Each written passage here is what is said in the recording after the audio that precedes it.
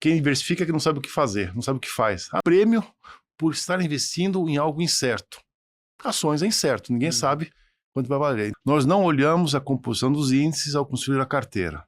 Bom, para você ter 10 empresas e a gente não olha aspectos macroeconômicos. O juros vai cair, então o setor de construção de varejo vai se beneficiar.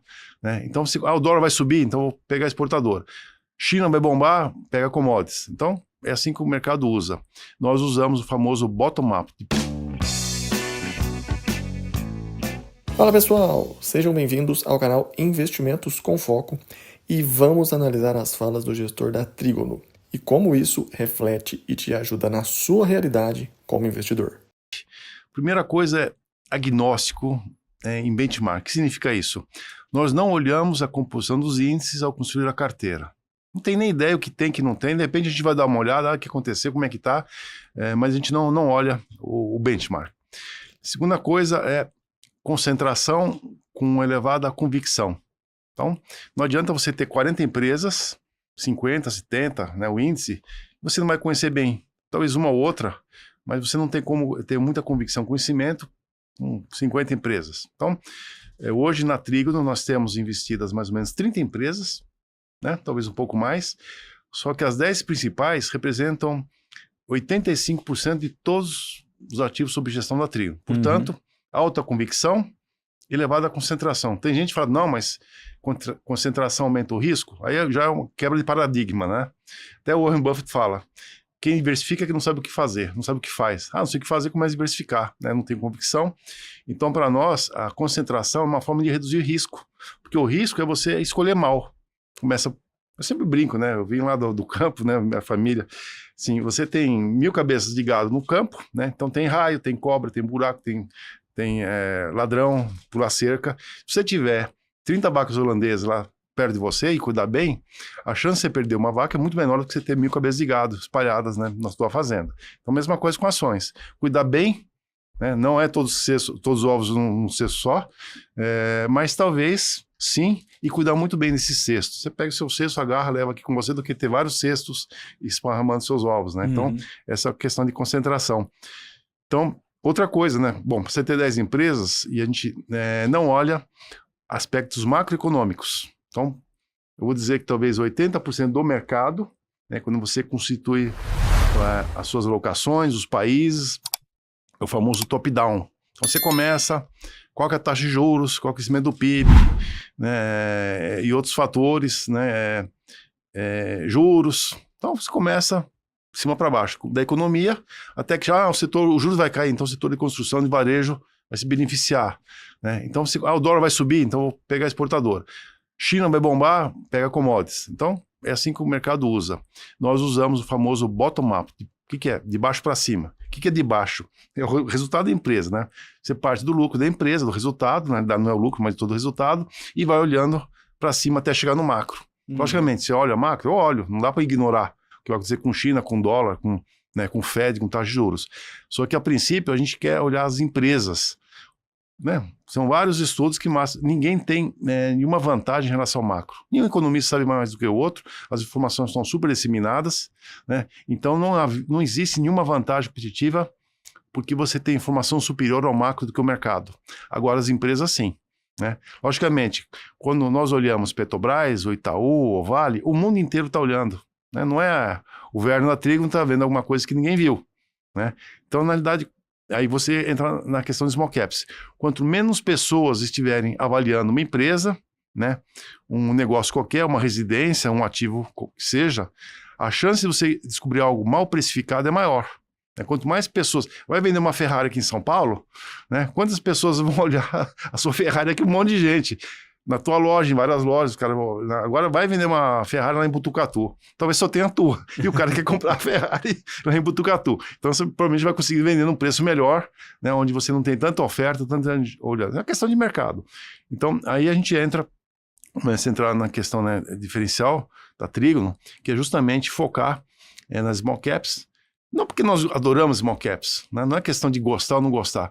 É questão de você ter uma quantidade de empresas que hoje na Bovespa são mais ou menos 330 empresas que são negociadas com certa regularidade, dos quais 75%, né, 3/4, são small caps. O que são small caps? Definição nossa, Salomão, não é nenhuma verdade aqui, são empresas que nós definimos com valor abaixo de 10 bilhões. Né? Dá um exemplo aqui. Russell 2000 é o índice de small caps mais tradicional dos Estados Unidos, onde a maior empresa do Russell tem um valor de mercado de 350 milhões de dólares. Apenas. Para nós, nem microcap. Ela estaria uma microcap pequena. Para nós, microcap é abaixo de 3 bi. 350 milhões de dólares não é nem 2 bi. E tem 2.000 empresas nos Estados Unidos abaixo de 2 bi, imagina, no nosso real aqui. Então é aí que você vai encontrar as oportunidades. Vamos lá, vou trazer aqui a questão da diversificação. Primeiro, a frase diversificação é para quem não sabe o que faz, que pode ser mal interpretada. Tanto o Werner quanto o Buffett concentram seus investimentos em ações de empresas, mas isso não significa que não possam diversificar dentro dessa classe. Eles fazem exatamente isso comprando empresas de setores e ramos diferentes, diversificando o risco macro. Ou seja, eles não diversificam entre classes de ativos, como renda fixa, commodities e moedas. Eles diversificam dentro da classe de ações. Isso nos traz um segundo ponto, o conhecimento profundo das empresas. Eles realizam uma análise minuciosa das operações, do modelo de negócio, das práticas de governança, o que permite identificar essas oportunidades. O porém é que isso demanda muito tempo e recursos, além da proximidade com o alto escalão das empresas, o que é algo que poucos têm acesso. Assim, na minha visão, a parte mais complexa da estratégia é o cálculo das projeções, que utilizam muitas premissas futuras para o cálculo lá do valor justo a ser pago pela empresa e entender o real valor de desconto que ela tem no momento. Isso me leva ao último ponto de que essa estratégia pode não ser a mais adequada para nós, meros mortais. Para a grande maioria das pessoas, a boa e velha diversificação entre classes e subclasses de ativos é a ideal. E além disso, a diversificação deve ser considerada dentro de um planejamento, que é justamente o que eu faço com os meus clientes, entendendo as necessidades, o perfil e o momento de cada pessoa. Né? E as ações, elas têm risco, a empresa pode quebrar, pode não se valorizar, então chama-se o K, letra K, que chama-se Equity Risk Premium, é o prêmio por estar investindo em algo incerto. Ações é incerto, ninguém sabe quanto vai valer. Então, esse prêmio você avalia de várias formas, né? Então, nós estabelecemos na Trígono hoje em 5%. Então, para mim, investir em ações, hoje, todas as nossas ações, não importa qual, né, nós vamos cobrar, né, um adicional, né, em 5%. Quanto me custa? 11, porque eu posso investir e deixar na Selic. 11 mais 5, 16. Então, eu vou ter que descontar a cada ano, né? O meu dinheiro me custa 16 hoje. Logicamente, amanhã pode custar menos. A Selic caiu, né? Só que, se for da VEG, é só 16. Então, eu tenho que descontar a VEG a 16%.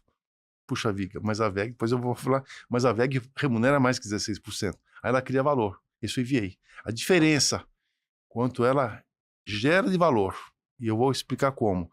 E o que custa isso aqui, esse é o EVA, né? O quanto que ela adiciona em relação ao capital investido. Agora, outra empresa, quando nós chegamos lá, metade é 9 e metade é 16.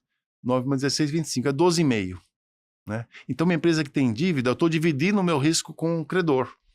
Né? Então, para essa empresa, a taxa de desconto, que é 12,5. O termo usado aí é WACC, Weighted Average Cost of Capital, que é o custo ponderado do capital, meu e teu. No Amveg é 16 e naquela suposta empresa é 12,5. Logicamente, o 12,5 é mais fácil você remunerar, só que tem risco ali. Bom, isso é um lado. Qual que é o outro lado? Bom, eu falei que eu tenho os ativos, recursos humanos, máquina, sei lá, mina, qualquer coisa, floresta, custa 1 bilhão. Está lá investido 1 bilhão. Então, assim, no caso da VEG, esse 1 bilhão é capital próprio, na outra empresa, meio a meio, 500 milhões.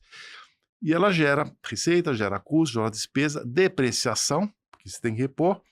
Então, imposto de renda, você tira tudo, sobrou lá 150 milhões.